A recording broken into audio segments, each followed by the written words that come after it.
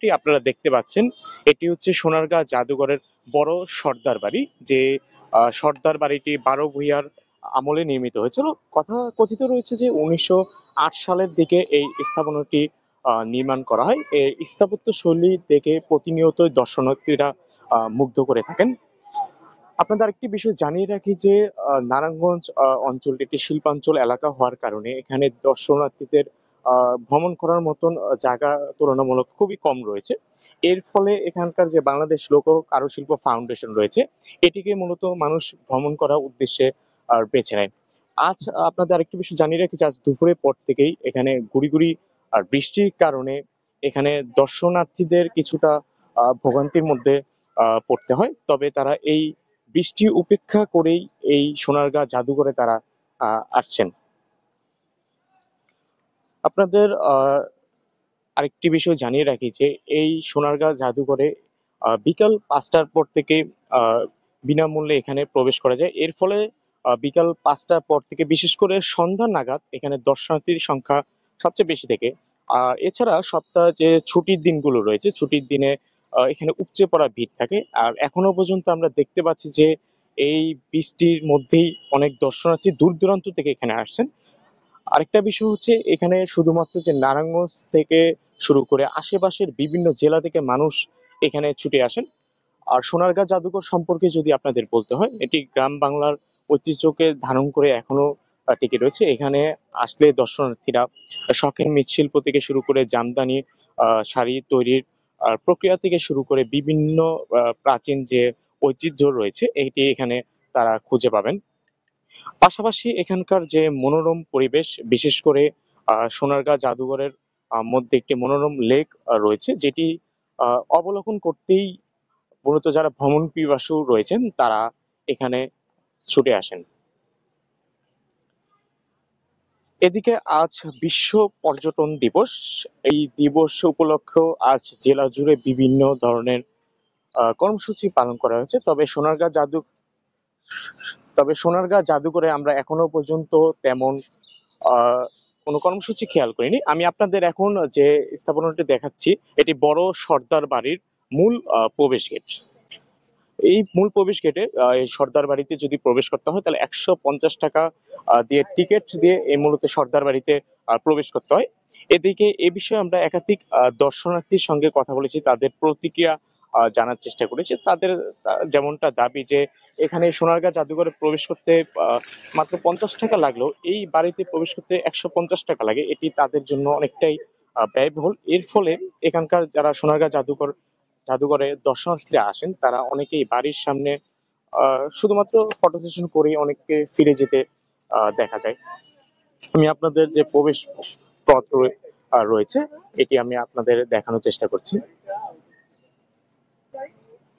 এটির যে মূল প্রবেশ পথটি রয়েছে এটি আসলে মার্বেল পাথর দিয়ে এটি তৈরি, এবং এই নির্মাণ শৈলী যে রয়েছে এটি প্রতিনিয়ত দর্শনার্থী আহ ভ্রমণ পিপাসু যারা এখানে আসেন তাদের আকৃষ্ট করে থাকে।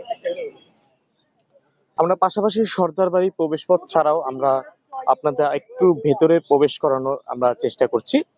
আপনারা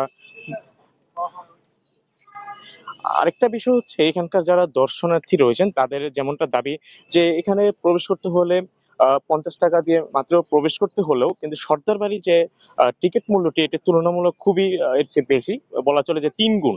এটি যদি কোনো রকম কমানো যেতে পারে তাহলে এখানে যারা দর্শনার্থী রয়েছেন তাদের জন্য খুবই উপকৃত হয়। পাশাপাশি তারা সর্দার বাড়ি এটি পুরো ঘুরে তারা এটি সম্পর্কেও তারা ধারণা লাভ করবেন, যেহেতু এটির ইতিহাস ঐতিহাসিক ক্ষেত্রে সমৃদ্ধ এই এই ভবনটি মূলত।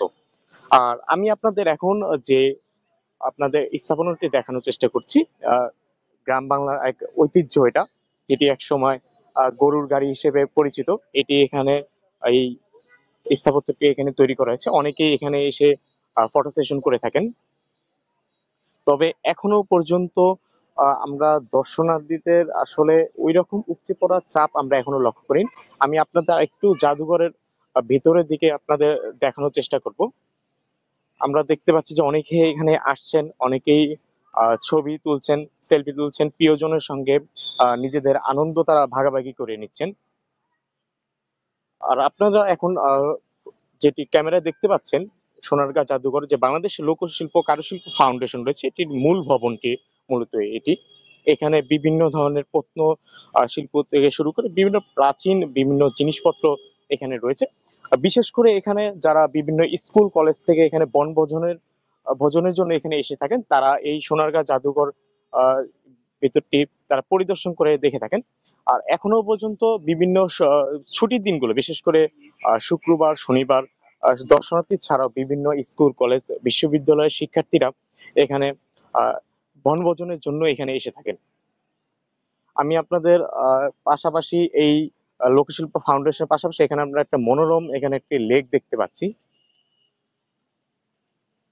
এই লেকটি এখানকার যারা দর্শনার্থীরা এখানে ছুটে আসেন, তাদের কাছে এটি খুবই একটি প্রিয়। এখানে অনেকেই তারা এখানে আহ প্রিয়জনের সঙ্গে তারা আড্ডা দিয়ে থাকেন, সময় অতিবাহিত করে থাকেন। আমি আপনাদের পুরো পরিবেশটা আপনাদের দেখানোর চেষ্টা করছি। আপনাদের সোনারগাঁ জাদুঘরের একটি ইতিহাস জানানোর চেষ্টা করব। মূলত এই সোনারগাঁ বাংলাদেশ যে লোকশিল্প কারুশিল্প যে ফাউন্ডেশন রয়েছে, এটি শিল্পাচার্য জয়নাল আবেদিন এটি তৈরি করেন। এরপর থেকেই এটি সোনারগাঁ জাদুঘর হিসেবেই পরিচিত। শুধুমাত্র এটা যে জাদুঘর হিসেবে বললে আসলে ভুল হবে। এটির মধ্যে এখানে যারা দর্শনার্থী ভ্রমণ পিপাসু আসেন, এখানে আসলে বিভিন্ন ধরনের প্রকৃতি থেকে শুরু করে গ্রাম বাংলার হারানো বিভিন্ন ঐতিহ্য সম্পর্কে তারা প্রত্যক্ষ ধারণা লাভ করেন। বিশেষ করে যারা শিশু কিশোর রয়েছেন, স্কুল কলেজের শিক্ষার্থীরা রয়েছেন, তাদেরও এখান থেকে আসলে শেখার অনেক কিছু আছে। এই জন্যই মূলত তারা বনভোজনের জন্য প্রথম পছন্দ হিসেবে এই সোনারগাঁ জাদুঘরকে আহ বেছে রেখে থাকেন। সুপ্রিয় দর্শক মন্ডলী, এই ছিল মূলত আমাদের সোনারগাঁ জাদুঘর আপনাদের ঘুরে দেখানোর চেষ্টা করেছি।